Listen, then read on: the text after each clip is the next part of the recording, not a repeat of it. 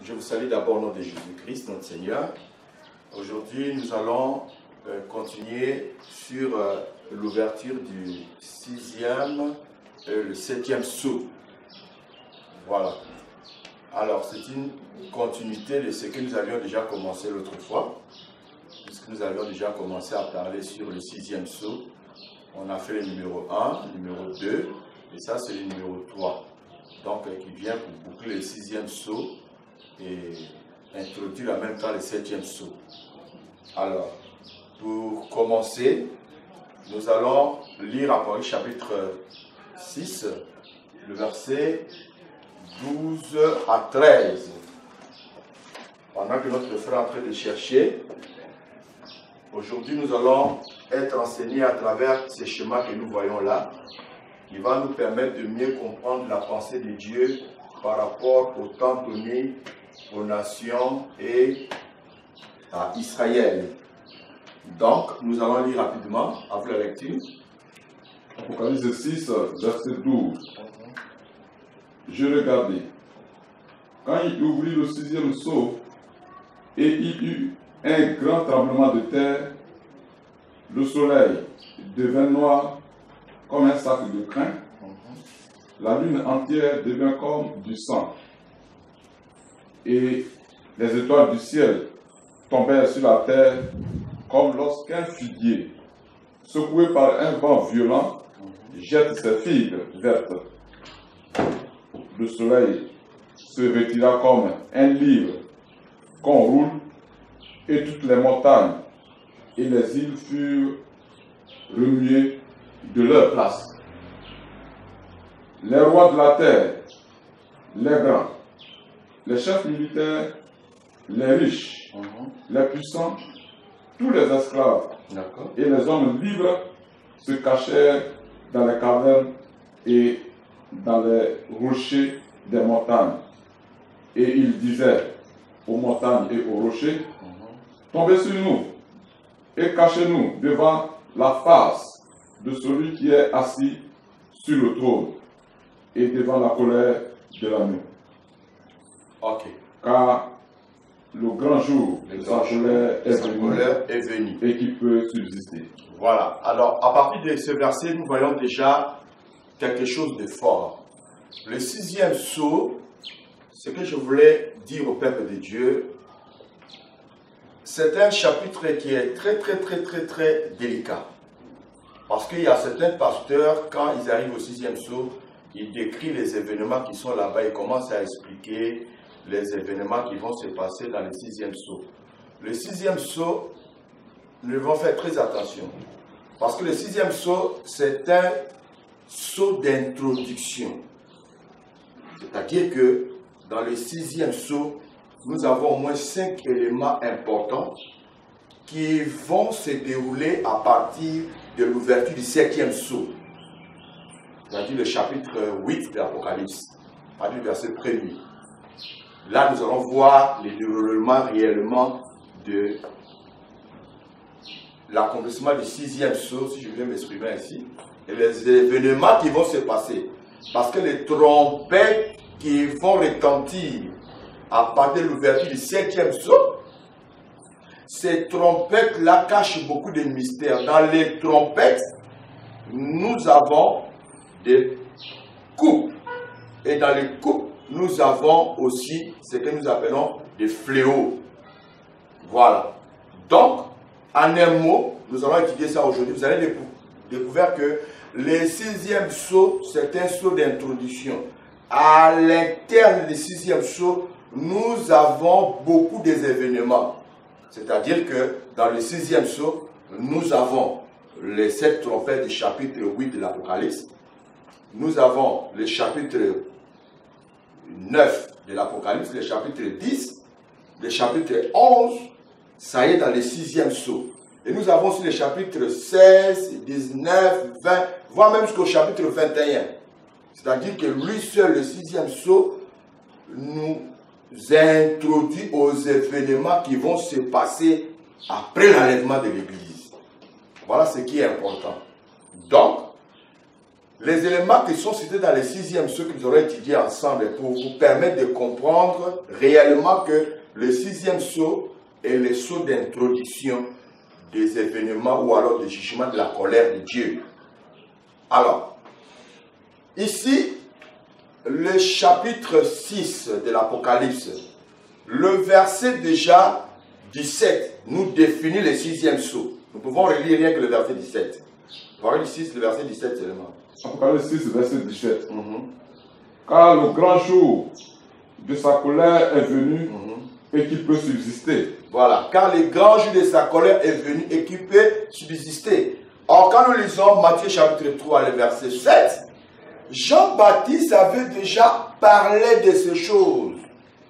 La Bible nous dit quand il a vu des scribes, des pharisiens, des sadducéens venir à son baptême, il leur pose la question: qui vous a appris à fuir la colère à venir? Vous voyez? Qui vous a appris à fuir la colère à venir? Donc la colère à venir, ce n'était pas une colère qui allait se manifester au moment où Jean-Baptiste prêchait la parole, mais c'est la colère à venir. Or, à Apocalypse chapitre 6, le verset 17, les riches, les pauvres, les puissants et les libres, les esclaves aussi, et même il y aura témoignage: voici le jour de sa colère est venu. Donc, cela veut dire que la colère dont Jean-Baptiste avait annoncé lors de son baptême, voici le moment de l'accomplissement. C'est là l'ouverture du 6e sceau. Et le 7e sceau, le déclenchement de tous ces événements-là. Et c'est là important de le souligner pour que le peuple de Dieu puisse davantage être éclairé. Donc, quand nous allons encore plus loin, dans le 6e sceau, nous avons des éléments qui sont très importants que nous allons découvrir ensemble pour vous permettre de comprendre que dans le 6e sceau, il y a au moins 5 événements qui vont se déclencher à partir de l'ouverture du 7e sceau, c'est-à-dire le chapitre 8 de l'Apocalypse, le chapitre 9, le chapitre 10, le chapitre 16, où on nous parle de fléaux, et le chapitre 19, où on nous parle du retour de Jésus-Christ. Okay? Le chapitre 20, on nous parle même de règne de 1000 ans de Christ, et comment Christ va châtier même le monde, par le chapitre 19 de l'Apocalypse, et puis le chapitre 20, comment les diables seront enchaînés. C'est-à-dire que le 6e sceau nous relate certains événements qui vont se dérouler après l'enlèvement de l'Église. Ça c'est un. Le règne de l'Antéchrist sur la terre, ou alors la bête. Et 3. Comment le Christ Jésus viendra sur la terre pour établir son règne de 1000 ans. Et pour finir, comment la terre et le ciel d'à présent seront roulés comme un livre. Vous voyez, donc, nous allons donner quelques points qui vont nous permettre de comprendre bien ce qui est à l'intérieur du 6e sceau. Donc, sans plus tarder, nous allons prendre Apocalypse chapitre 6, versets 12 à 14. Apocalypse chapitre 6, versets 12 à 14 nous donne les éléments importants qui vont se dérouler pendant l'ouverture du 6e, 7e sceau et le chapitre 8 de l'Apocalypse, 9, 10, 11, 16, 19 et ainsi de suite. Donc nous lisons la lecture. Nous faisons la lecture, s'il vous plaît. Apocalypse 6, à partir du verset 12. Je regardais, quand il ouvrit le 6e sceau, et il y eut un grand tremblement de terre. Grand tremblement de terre. Le soleil devint noir comme un sac de crin. Donc, suivez d'abord, premier élément, il y eut un tremblement de terre. Deuxième élément, le soleil devient noir comme un sac de crin. Ça, c'est le deuxième élément. Troisième élément, la lune entière devient comme du sang. La lune entière devient comme du sang. Ça, c'est le troisième événement qui va se dérouler. Alors, ces événements-là sont inclus aussi dans le chapitre 8 de l'Apocalypse, où on nous parle de cette trompette. Donc, le chapitre 6, en réalité, on ne peut pas expliquer tous ces événements dans le chapitre 7. dans le chapitre 6. Donc il faut aller doucement à partir du chapitre 8 pour nous parler des trompettes, les fléaux, ainsi de suite. Tout cela c'est inclus dans le chapitre 6 de l'Apocalypse, l'ouverture du 6e sceau. Donc nous avons déjà des éléments, tremblement de terre, le soleil devient noir comme un sac de grains, ça c'est le deuxième. Troisième élément, on dit les étoiles. La lune entière devient comme du sang. Voilà, la lune étoile devient comme du sang. Et les étoiles du ciel tombèrent sur la terre comme lorsqu'un figuier secoué par un vent violent jette ses figues vertes. Le soleil se retira comme un livre qu'on roule. Quoi? Qu'est-ce qui se retira? Le ciel. Le ciel, voilà. Le ciel se retira comme un livre qu'on roule. Le ciel se retira comme un livre qui roule. Voilà. Et toutes les montagnes et les îles furent remuées de leur place. Les rois de la terre. Vous voyez, ça c'est le dernier point, les rois de la terre. Les grands. Les grands. Les chefs militaires. Les riches. Les puissants. Tous les esclaves et les hommes libres se cachèrent dans les cavernes et dans les rochers des montagnes. Et ils disaient aux montagnes et aux rochers, tombez sur nous et cachez-nous devant la face de celui qui est assis sur le trône. Voilà, ça c'est le dernier point qui va aussi s'accomplir. Donc, nous allons aller étape par étape pour expliquer un peu les tremblements de terre. Ça va se passer à quel moment, ok? Et ça fait partie du quatrième sceau. Deuxièmement, nous allons voir le soleil qui devient noir comme un sac de grains, ainsi de suite. Donc, premièrement, nous allons toucher d'abord les tremblements de terre. Les tremblements de terre, je voulais signifier que cela va se dérouler au moment de l'ouverture, au moment du, pardon, de la... Cela va se passer à partir de 7e trompette qui va se retentir sur la terre. Nous lisons d'abord avant le chapitre 8, verset 5 pour mieux comprendre, avant de commenter, pour ne pas aller un peu vite à besoin. Apocalypse 8, verset 5. Et l'ange prit l'ascensoir, le remplit du feu de l'autel et le jeta sur la terre. Et il eut des voix, des tonnerres, des éclairs et un tremblement de terre. Voilà, donc avant que les trompettes soient remises aux anges, la première des choses qui va se passer d'abord, là nous sommes maintenant au chapitre 8, le verset 5. C'est-à-dire que le 7e sceau. Et dans le 7e sceau, nous voyons maintenant que Dieu lui-même, il permet que l'ascensoir soit remis aux anges. Et là, ils vont mettre maintenant du feu de l'autel, mêlé de la cendre. Et toutes ces choses-là, qu'est-ce que Dieu va faire? Il va mettre le feu dedans et renverser sur la terre. Et c'est à ce moment-là, il y aura des tonnerres, des éclairs, des voix. Et à la fin, les tremblements de terre. Ces choses-là vont se passer d'abord sur la terre, avant même que les trompettes commencent à sonner. Donc là, nous avons d'abord le premier élément, le tremblement de terre. Ça se passe à partir de l'ouverture du 7e sceau. Maintenant, deuxième élément, nous allons voir, après le tremblement de terre, vient quoi? Deuxième élément en chapitre 6. Le soleil. Le soleil devint noir comme un sac de crin. Ok, avant d'arriver sur le soleil, nous continuons juste dans les tremblements de terre d'abord. Nous lisons après le chapitre 11, le verset 11 à 13. Apocalypse, chapitre 11, verset 11. Après les 3 jours et demi, un esprit de vie venant de Dieu entra en eux et ils se tinrent sur leurs pieds.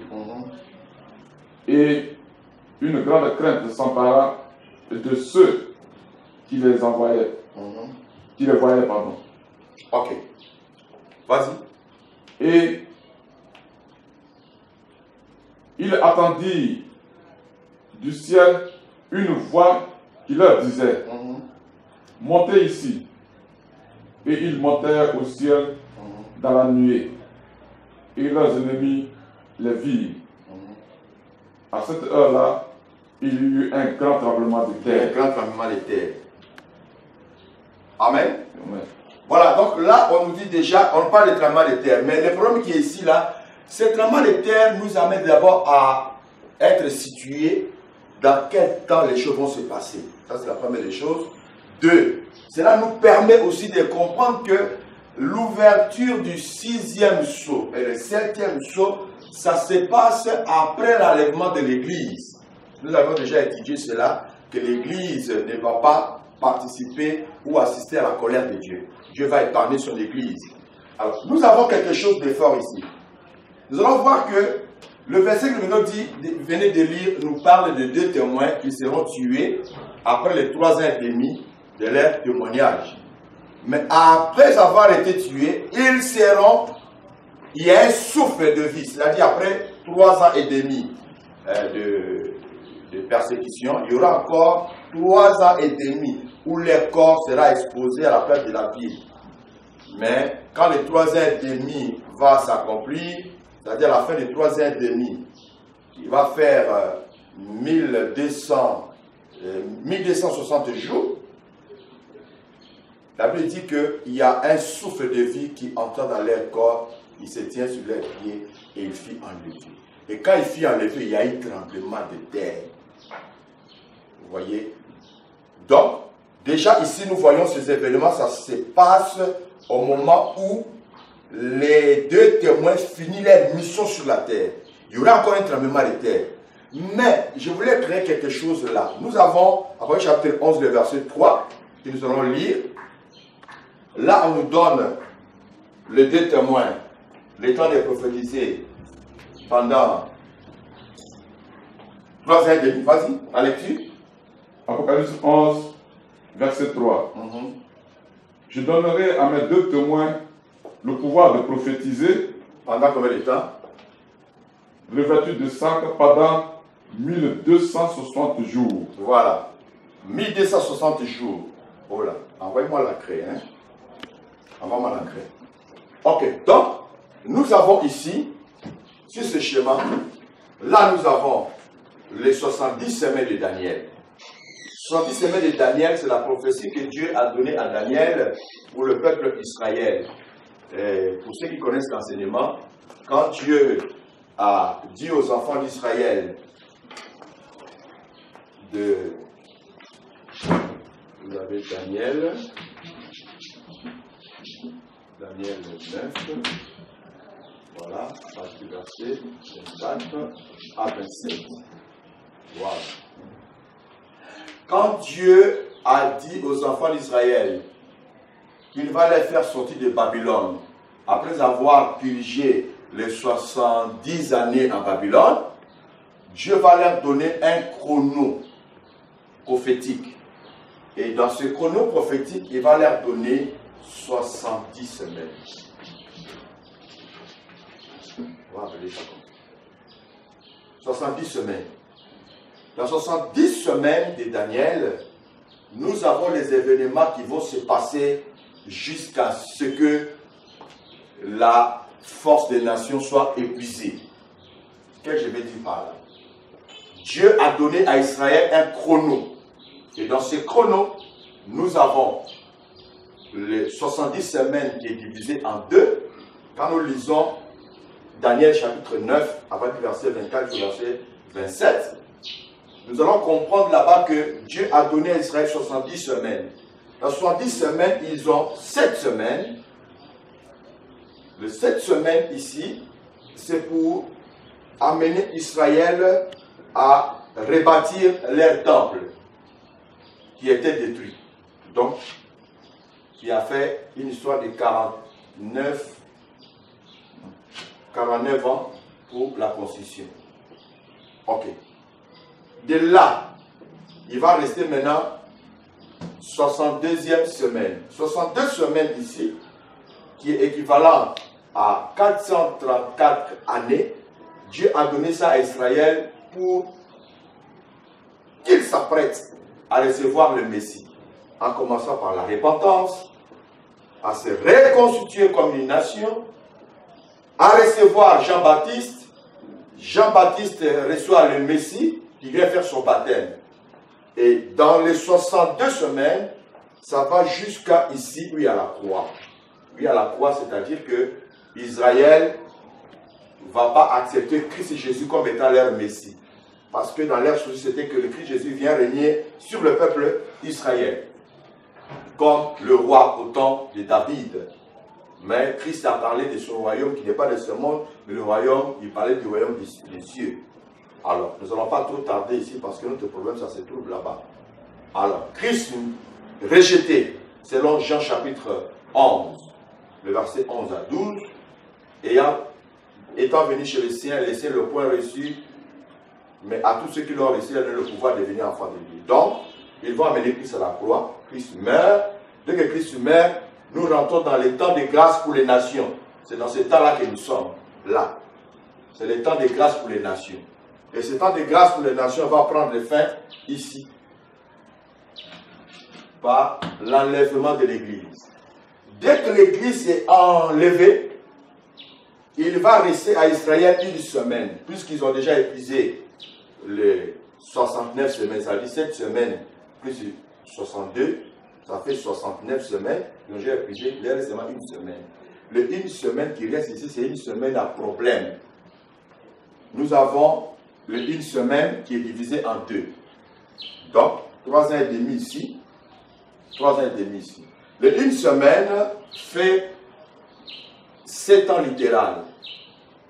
C'est-à-dire que une semaine, dans une semaine, il y a combien de jours? 7 jours. Donc le 7 jours littéral nous fait, pardon, le 7 jours prophétique nous donne 7 ans littéral. C'est-à-dire qu'Israël, il lui reste encore 7 ans. Mais pendant les 7 ans-là, la Bible nous dit au verset 27 de Daniel 9, le dévastateur fera une solide alliance avec plusieurs pendant une semaine. Et au milieu de la semaine, l'alliance sera rompue. Donc, ici, les temps de grâce pour les nations ayant pris fin, Dieu va venir visiter le peuple d'Israël. Dieu va visiter le peuple d'Israël. À partir d'ici, nous avons Apocalypse chapitre 11. Verset 3 d'abord. Il va aller jusqu'au verset 10. 10, voilà. C'est-à-dire que Dieu donne l'onction de témoins pour venir évangéliser Israël, leur apporter la connaissance de la parole de Dieu. Alors, ce que je voulais mentionner par rapport au tremblement de la terre, il se trouve que ici, après chapitre 3, chapitre 11, verset 3, nous dit que Dieu donne aux deux témoins de porter des sacs de prophétiser pendant 3 ans et demi, qui fait 1260 jours.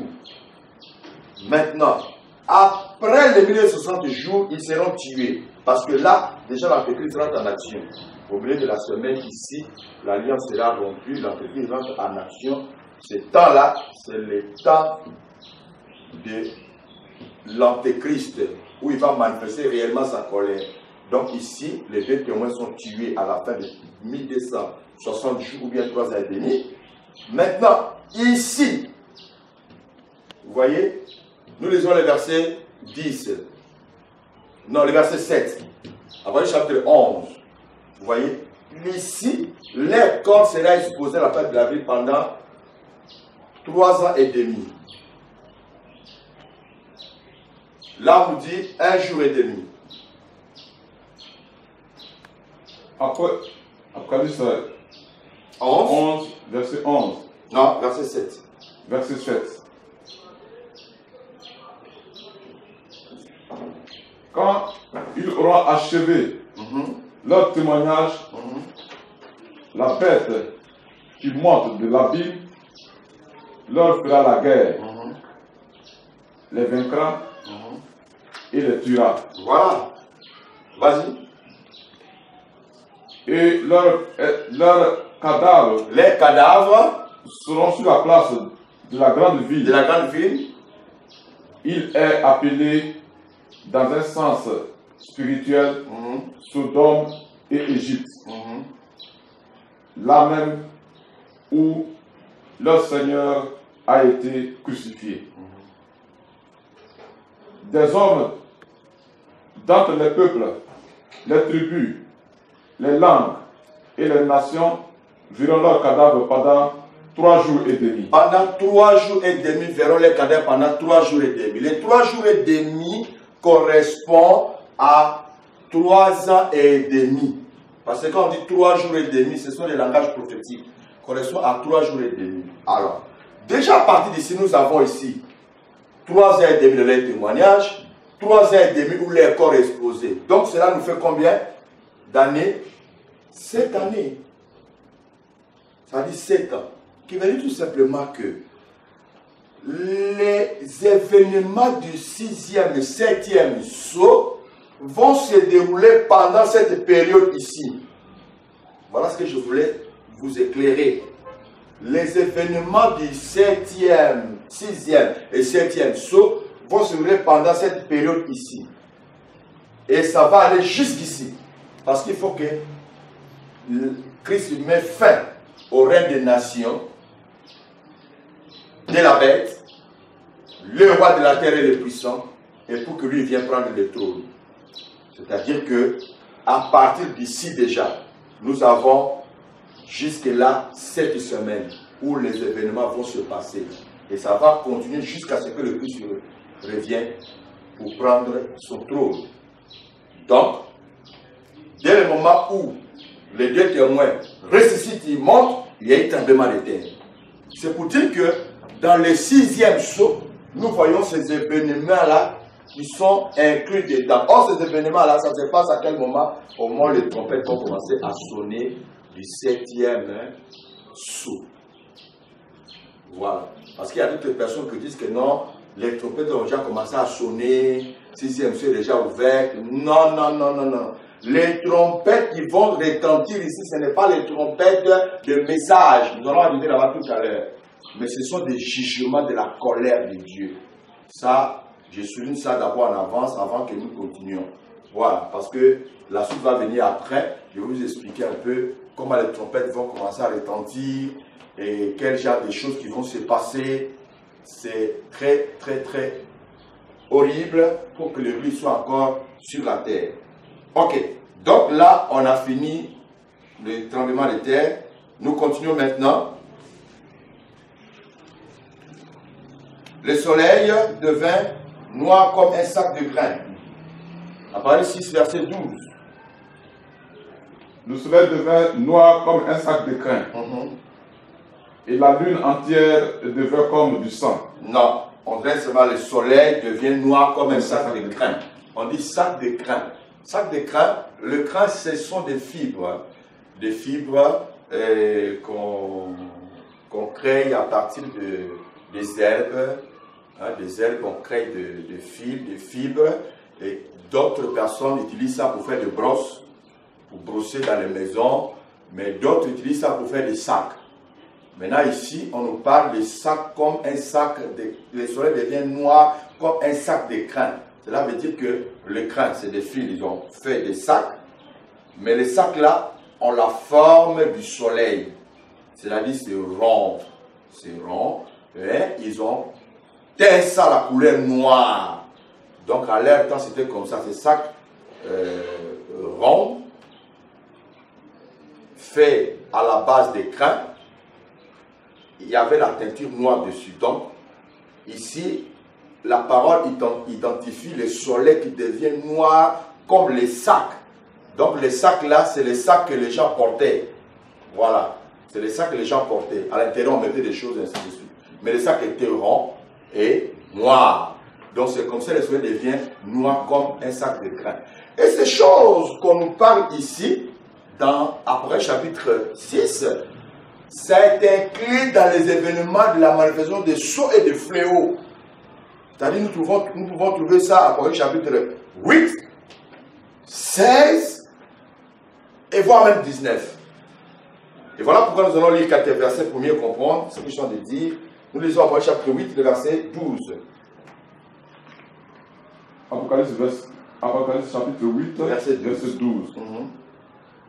Le quatrième ange sonna de la trompette, et le tiers du soleil fut frappé, et le tiers de la lune, et le tiers des étoiles, afin que le tiers en fût obscurci. Voilà, obscurci, donc devient noir, obscurci.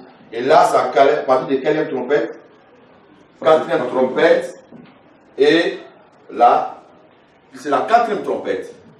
Donc nous voyons déjà que ici, ce sont des éléments qui se passent pendant l'ouverture du septième sceau. Et là, nous sommes à la quatrième trompette qui sonne. Maintenant, à partir du cinquième trompette aussi, il y a aussi le problème qui se passe là-bas pour le soleil, chapitre 19, et pas chapitre 9. Disons le verset 2. Chapitre 9, Apocalypse 9, verset 2. Et elle ouvrit les puits de l'abîme, et il monta du puits une fumée, comme la fumée d'une grande fournaise, et le soleil, et l'air fut obscurci par la fumée du puits. De la fumée sortit des sauterelles. Non, tu reviens, verset 2 seulement. Et elle ouvrit le puits de l'abîme, et il monta du puits du fumée, comme la fumée d'une grande fournaise. Comme la fumée d'une grande fournaise. Et le soleil et l'air furent obscurcis. Et le soleil et l'air furent obscurcis. Par la fumée du puits. Par la fumée du puits. Ça dit, ça devient noir. L'obscurité. Là, nous voyons déjà à partir de l'ouverture du cinquième sceau. Pardon. L'ouverture de la trompette, la cinquième trompette. Rétention de la cinquième trompette. Voilà. C'est pour dire que la cinquième trompette même là, déjà Apocalypse, sixième sceau, vous voyez, à l'ouverture du sixième sceau déjà, a parlé de ça. Mais lui n'a pas donné les détails. Il a donné seulement des flashs, qui veut dire tout simplement que sixième sceau là, on ne peut pas s'asseoir là-bas pour commencer à enseigner sixième sceau. Lui, il nous parle, il nous introduit aux événements qui vont suivre. Donc, pour interpréter le sixième sceau, il faut aller maintenant dans les événements par rapport à l'ouverture du septième sceau, où les trompettes vont commencer à sonner jusqu'au coupe au fléau, parce que le sixième sceau englobe tous ces éléments-là dans son ensemble. Voilà. Or, il y a certaines personnes qui prennent le sixième sceau, qui commencent à enseigner ça, les événements, voilà, sixième sceau, il y a telle chose qui va se passer. Non, sixième sceau, c'est un sceau d'introduction qui nous démontre que la colère de Dieu est arrivée. C'est le moment de la colère de Dieu, le jugement de la colère de Dieu. Les trompettes vont sonner. Donc, ça englobe le tout à la fois. Donc, quand nous parlons du sixième sceau, nous voyons le septième sceau dedans. Quand nous parlons du sixième sceau, nous voyons le fléau dedans. Nous voyons même le retour de Christ. Il y a tout cela, ça est écrit dans le sixième sceau. Maintenant, les détails, à partir du septième sceau, le chapitre 8 de l'Apocalypse, le chapitre 9, 10 et 11. Voilà. Il dit de se répéter à chaque fois. Ok. Maintenant, l'autre signe qui suit, c'est quoi? C'est le sang. La ligne.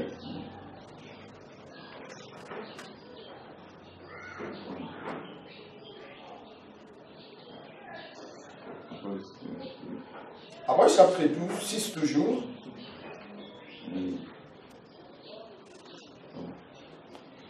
Et la lune entière devient comme du sang. Et les étoiles du ciel tombent. Voilà, la ligne entière devient comme du sang. Vous voyez, la ligne entière devient comme du sang. Mais quand nous allons dans l'Apocalypse chapitre 8, disons le verset 7 et le verset 8. Apocalypse 8, verset 7.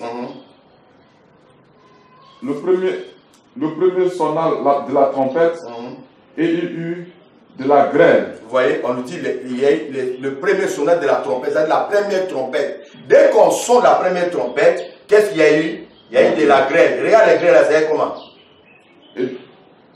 Les grêles et du feu mêlé de sang. Ça quitte où? Vas-y. Qui fut jeté sur la terre. Ah, qui fut jeté sur la terre. Cela veut dire que ça quitte au ciel.